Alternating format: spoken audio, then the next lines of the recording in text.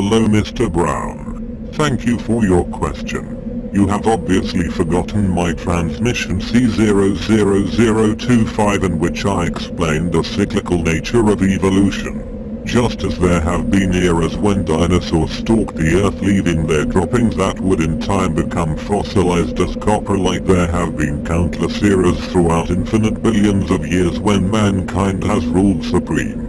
There never was a time of creation or evolution as the university traitors would have it. Dig down deep enough and you will be certain to find evidence of what I tell you. You will find the foundations of old fast food restaurants and the reprocessing plants next to ancient dogs' toilets.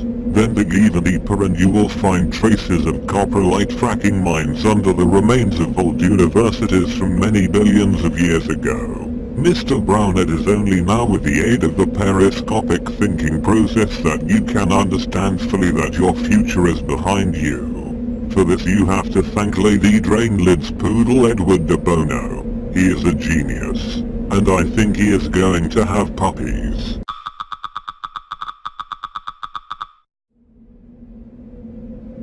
Hello Mr. Weedon. Thank you for your question about a subject that lies very close to my heart and the dreams I hold for my people. Every year a deputation from the Support Lord Drainlid party asks me, will it snow on your birthday the 25th of December? Will we have a white Drainmas? Well Mr. Weedon, I have a very happy announcement for you. As you know, atmospheric dust is essential for the creation of snow.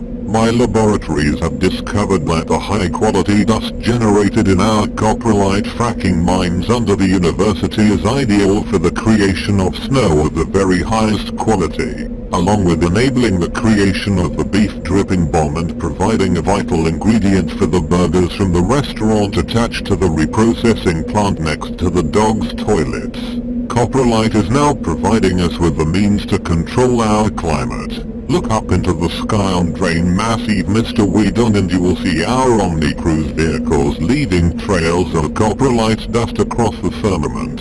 Then on Drainmas Day itself you will look out to see the snow lying deep and crisp and even. You will no longer need to dream of a white Drainmas. You shall have it.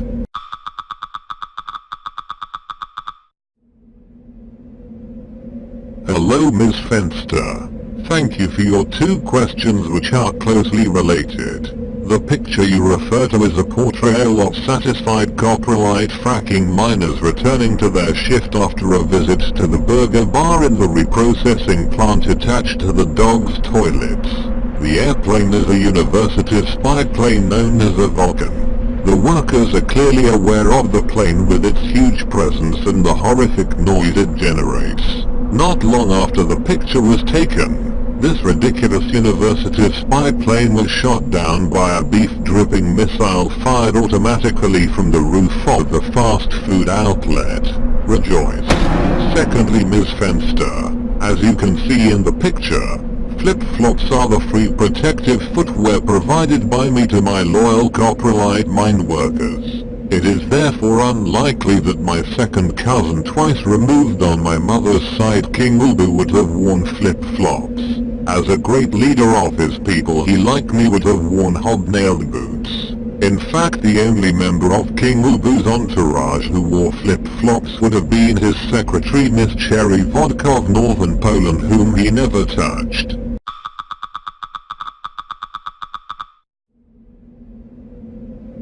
Hello Mr. Booth. Thank you for your question. Far from being a threat, the Support Lord Drainlid party is offering a new compulsory democratic system, and it works. In the recent elections only one vote was cast against us. That was Green Dawn traitor Quentin de Fridolite well voting for himself. May I tell you Mr. Booth, I was born humble, just the corner shop. The beloved son of shopkeepers who sold provisions to the heroic coprolite miners of the 1860s. Former miners themselves, my parents passed on to me the passion for the democratic rule of the working man. I have striven all my life to create the wonderful conditions and lifestyle I now place before you. 1,000 years of full employment. I know that's what is in your heart, Mr. Booth. Every worker is given satisfying work that suits their skills. The front line in our economic success and in supplying materials to prosecute our war against the universities and of course in the coprolite fracking mines. But it takes all kinds to make a world, and in a fair democracy like ours adjustments will always need to be made by our elected leaders. Just after my birthday celebrations on the 25th of December you will receive notice that you are being transferred to the collection and procurement department of the dog's toilets. Good luck in your new post, Mr. Booth. And don't forget to return your free flip-flops to Mrs. Trumpington.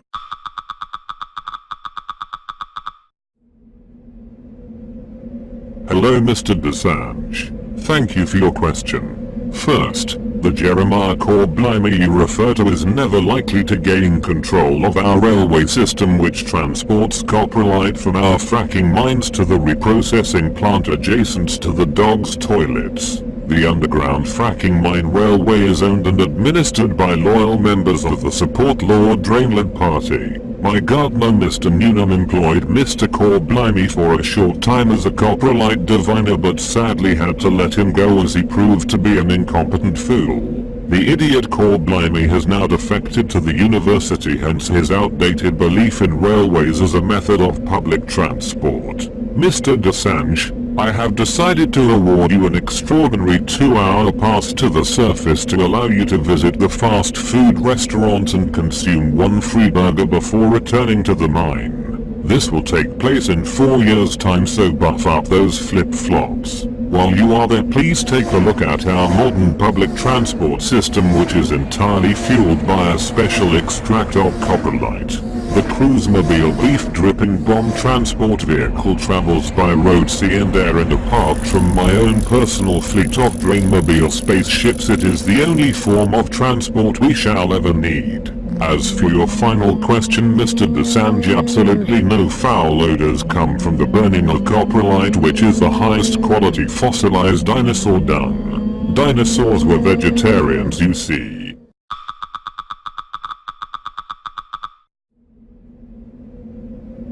Hello Mr. Desange. Thank you for your question. You are of course mistaken in your account of an explosion in our coprolite fracking mines under the university. Furthermore, as a loyal member of the Support Lord Drainlid party you should know that I am addressing you from the cloud, and neither I nor any member of my family have ever set foot in the mines nor ever will. Reports of any form of accident are merely lies put about by university spies who are trying to undermine our great technological and cultural tradition. They are also trying to disrupt the smooth supply of coprolite to the reprocessing plant and thus cause an increase in price of the sauce added to the burgers sold in the outlet next to the dog's toilets. In short, they wish to encourage rioting and disorder. However, I thank you for your loyalty, and as a reward I have added to your duties in the mine. You will report any form of suspicious activity to me, and you will search your co-workers for coprolite nuggets hidden about their persons. Report to Mrs. Trumpington, who will arrange for a special star to be sewn to your uniform and supply you with crepe-soled flip-flops so no one will hear you creeping up on them. There is one small grain of truth in the rumors, Mr. Desange. Lady Drainlid, as Master of Newnham, has acquired the habit of smoking a filthy briar pipe.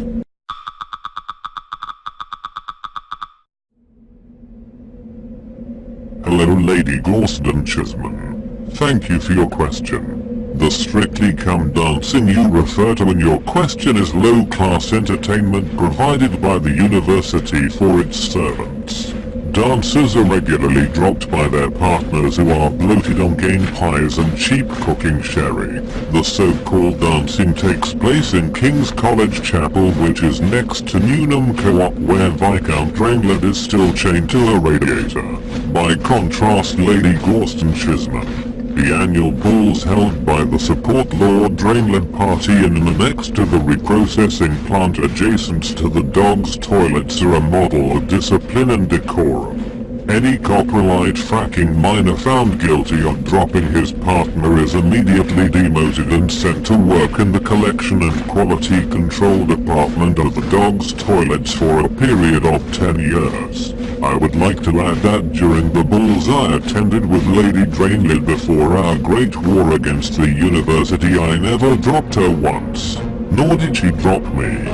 Furthermore, there is absolutely no truth in the rumor that I dropped Miss Cherry Hinton, whom I have never touched.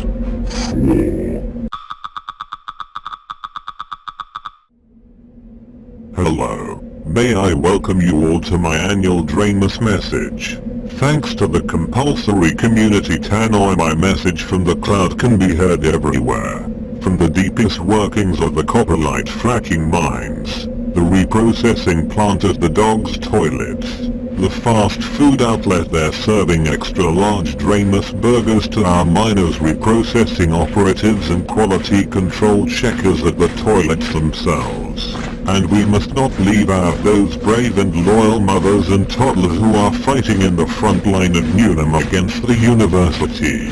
I am optimistic that I will soon be able to announce the unchaining of Viscount Drainlid from the radiator of Newnham Co-op. Ladies and gentlemen, when I sat up in my pram humble Jasper corner shop moments after my birth on the 25th of December 1862 and looked around me, the first thing I saw was my future Lady Drainlid and her pram next to me. Barely had I time to express undying love and devotion to my lady that I heard the terrible news of university treachery against my people. 120 years later, having traveled the world and absorbing the wisdom of great men, Mahatma Gandhi was my dearest friend, with whom I dined often, winning Nobel Prizes. Wooing and taking the hand in marriage of Lady Drainlid, I returned to lead my people from slavery. In 1982 I led from the rear my army of mothers and toddlers to recapture and remove King's College Chapel from the university and reveal the site of the world's greatest open-cast coprolite mine. Since then we have commenced coprolite fracking under the university. We have modernized the reprocessing plant, expanded the dog's toilets and introduced the 1,000-year employment contract for all. Despite this, my lady has defected to the enemy ranks and has become master of Newnham. Thus the war continues and our vigilance against spies and terrorists must be eternal. However, as a mark of my gratitude to you my people, I shall call another truce to mark my birthday, and in a match to be held on Grantchester Meadows with Lady Drainlid I expect to score at least 20 times in 90 minutes. The referee will be Miss Cherry Hinton, whom I've never touched.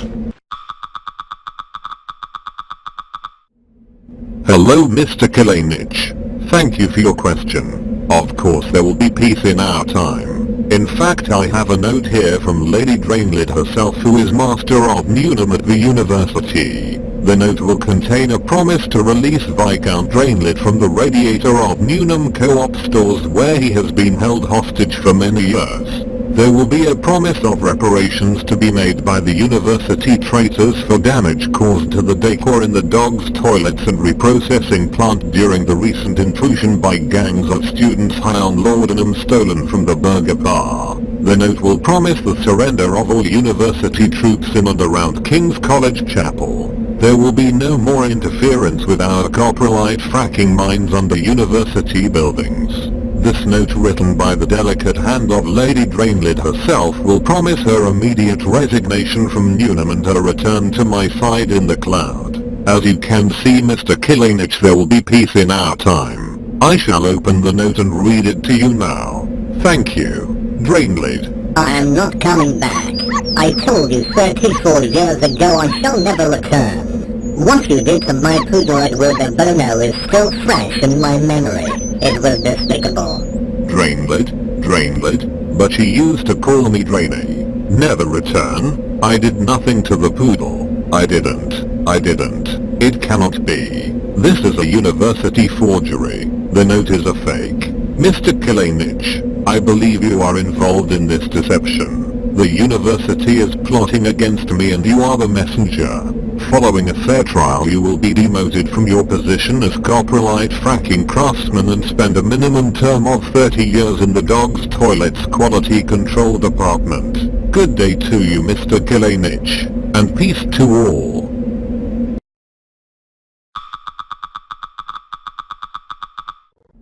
Hello Mr. Roberts. Thank you for your question. The good news is a beef dripping bomb will soon be dropped from an intercity cruisemobile passing over King's College Chapel. The university will release Viscount Drainlid from the Newnham Co-op storeroom where he is chained to a radiator. Lady Drainlid will return to her place beside me in the cloud, then a second bomb will be dropped on Newnham College. The war will be over. The bad news for you Mr. Roberts is that as a coprolite fracking mine operative, knowledge of the failed university defense system known as Trident is beyond your pay grade. You have clearly been radicalized by university spies. You will hand in your miner's safety flip-flops to Mrs. Trumpington and report to the dog's toilets for an indefinite period of re-education. Let us pray you will reflect on how you lost your privileged position in the mine with 1,000 years of guaranteed employment through a foolish and dangerous flirtation with the enemy. Go in peace.